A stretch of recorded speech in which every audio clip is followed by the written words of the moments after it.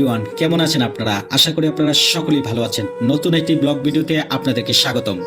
আজকের ব্লগ ভিডিওতে হতে যাচ্ছে আমার মুখে মেস্তা এবং কালো দাগ ছিল, এগুলো রিমুভ করার জন্য আমি লেজার ট্রিটমেন্ট করেছি।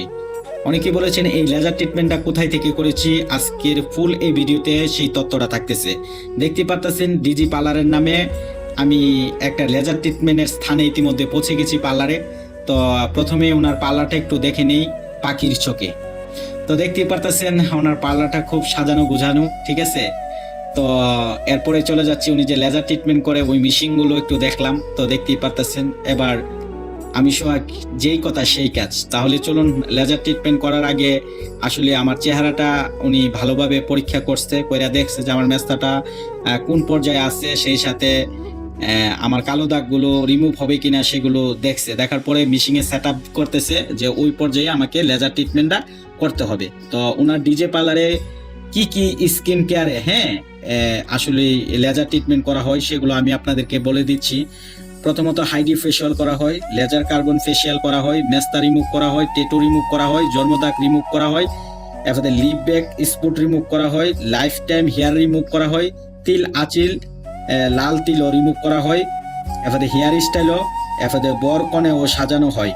তো পার্লারে যাবতীয় আরো কাজ করা হয়। তো নিচে আমি ওনার নাম্বার দেওয়া আছে, আপনারা কেউ যদি লেজার ট্রিটমেন্ট করান তাহলে ওনার সাথে যোগাযোগ করবেন যে উনি কি কি লেজারের মাধ্যমে কালো দাগ জন্মদাগ যেগুলো আছে আপনারা আলাপ করে নেবেন, ঠিক আছে।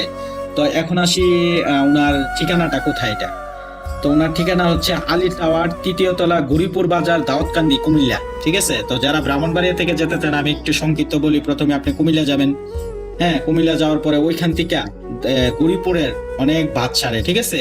লোকাল বাস 70 টাকা, আর যদি ডাইরেক্ট বাসে যেতে চান তাহলে আপনি মনে করেন 100 টাকা নেই। ডাইরেক্ট বাসে গেলে হয়তো 25 মিনিটে গরিপুর বাজারে পৌঁছে যাবেন গা, আর লোকালে গেলে 1 ঘন্টার মতন 40 মিনিটের মতো সময় লাগে।